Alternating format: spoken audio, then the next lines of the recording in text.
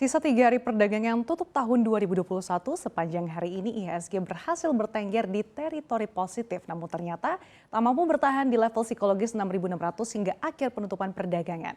Dari segi nilai transaksi tampaknya investor sudah mental liburan ya, karena dari 3 hari perdagangan hari terakhir ini cukup sepi, rata-rata di bawah 10 triliun. Nah, bursa saham Amerika Serikat ini kembali menguat pasca libur Natal meski kasus COVID-19 varian Omicron terus meningkat dengan indeks S&P 500 yang melanjutkan rekor all-time high baru.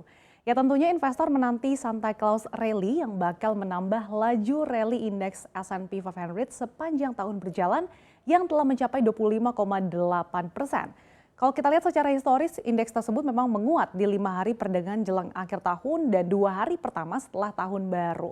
Nah, meski ada sentimen positif dari Wall Street, namun dari domestik sentimen negatif datang dari penambahan satu kasus varian Omicron.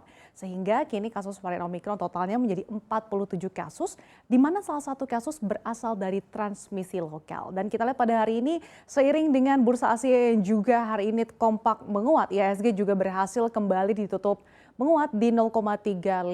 Meskipun begitu pada hari ini IHSG ditutup di bawah level 6.600 atau tidak mampu bertahan hingga saat ini dan hanya ditutup di level 6.598. Dari segi sektoral, energi memimpin penguatan pada hari ini dengan menguat lebih dari 2%, 2,48%, kemudian perindustrian 1,74% dan teknologi 0,88%. Sementara consumer non-primer pada hari ini terkoreksi cukup dalam hingga 1,13%, kemudian ada juga bahan baku di 0,29% pelemahannya.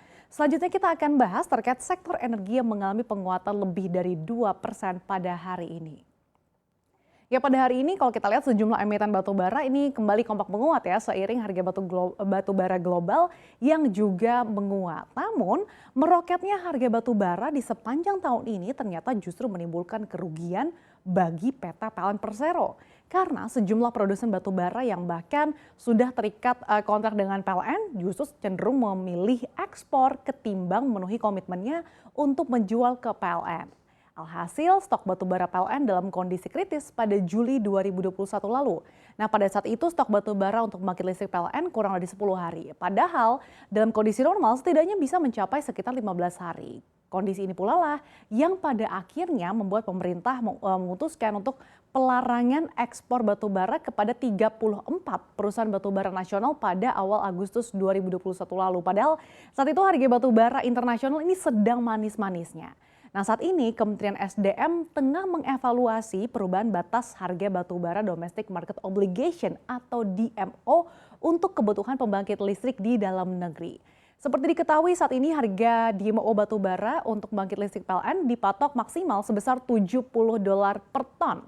Sementara dinamika harga batubara ini kan terus fluktuatif ya, yang mana saat ini harga batubara di pasar internasional terus mengalami lonjakan. Bahkan Kementerian SDM menetapkan harga batubara acuan atau HBA pada Desember 2021 ini sebesar $159,79 per ton. Nah bagi pengusaha batubara, patokan DMO batubara ini memang penting untuk mendukung kebutuhan listrik sebagai hal yang strategis untuk masyarakat. Namun perlu diketahui dengan patokan harga itu, harga batubara ini menjadi tidak ekonomis bagi pengusaha. Pasalnya patokan DMO batubara itu sudah berlaku sejak tahun 2018, yang mana saat ini setiap tahunnya biaya produksi meningkat, kemudian biaya bahan bakar komponen yang menjadi kos terbesar ini juga ikut meningkat. Tak terkecuali juga dengan biaya kontraktor yang juga meningkat. Sementara itu, jika harga patokan harga DMO batubara diubah nih menjadi lebih tinggi dari yang saat ini $70 per ton, maka dipastikan harga tarif listrik ini akan mengalami kenaikan. Karena saat ini 60% lebih pasokan energi listrik ini masih bersumber dari PLTU batubara. Terkait persoalan untung rugi, pengusaha batubara sebetulnya dinilai masih akan tetap mendapatkan keuntungan besar meski harga DMO untuk sektor kelistrikan tidak mengalami kenaikan atau tetap di harga $70 per metric ton. Karena keuntungan yang didapatkan diantaranya berasal dari kenaikan margin yang diperoleh produsen batubara seiring dengan meroketnya harga batubara di pasar internasional yang bahkan menembus di atas $170 per ton saat ini. Di satu sisi, dengan adanya kenaikan harga patokan DMO batubara diharapkan sebetulnya bisa mengurangi disparitas dengan harga pasar dan juga meningkatkan minat para produsen untuk memasok ke pasar domestik. Nah, ada dua saham di sektor batubara yang menjadi perhatian pelaku pasar hari ini. Di antaranya ada Adaro Energy yang pada hari ini kalau kita lihat menguat ya hingga 5,5%. Yang juga menjadi salah satu saham dengan turnover tertinggi pada hari ini. Nah, sebelum kita akan bahas lebih lanjut soal Adaro Energy, kita akan lihat dulu seperti apa pada hari ini saham-saham batubara yang kompak ditutup menguat pada sisa 3 hari perdagangan di tahun 2021 ini. Di antaranya ada Harum Energy yang hari ini sukses ditutup lebih dari 7%, 7,37%. Di posisi kedua ada Indika Energy atau Indi yang ditutup menguat 6,54%. Tadi ada Adaro Energy ditutup terapresiasi 5,5% dan PTBA yang ditutup terapresiasi hingga 3,7%. Nah, terkait dengan Adaro menjelang tutup tahun 2021 ini akan membagikan dividen interim sebesar 350 juta atau sekitar 5 triliun rupiah untuk tahun buku 2021 yang berasal dari laba bersih perseroan hingga 9 bulan pertama tahun ini. Hingga September 2021, Adaro Energy berhasil meraup laba bersih sebesar 420,9 juta dolar atau sekitar 6,03 triliun rupiah. Meningkatnya laba bersih tersebut ini ditopang oleh pendapatan perseroan yang tumbuh hingga 31% secara year on year menjadi 2,56 miliar dolar atau setara dengan 36,83 triliun rupiah. Selain itu, sentimen terkait emiten Adaro adalah rencana anak usahanya yaitu Adaro Mineral Indonesia yang bakal melakukan penawaran umum saham atau IPO pada 3 Januari 2022 mendatang.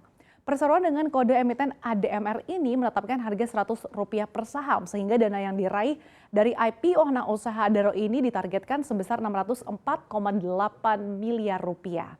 Sementara itu, Adaro Energy terus melebarkan sayapnya di bisnis non batubara. Melalui PT Adaro Aluminium Indonesia, ADRO ini dikabarkan menandatangani surat pernyataan maksud investasi sebesar 728 juta dolar untuk membangun aluminium smelter di kawasan industri hijau Indonesia yang terbesar di dunia yang sedang dibangun oleh PT Kalimantan Industrial Park Indonesia. Nah, selain Adaro, emiten tambang batubara lainnya yang juga sudah terlebih dahulu merambah ke bisnis pengolahan dan juga tambang logam, salah satunya adalah Harum Energy. Nah, pada hari ini kalau kita lihat Harum Energy ditutup menguat ya hingga lebih dari 7%. Dan tahun ini juga Harum Energy terus melakukan diversifikasi bisnis dengan memperlebar sayap bisnis mereka pada pertambangan dan juga industri pengolahan nikel.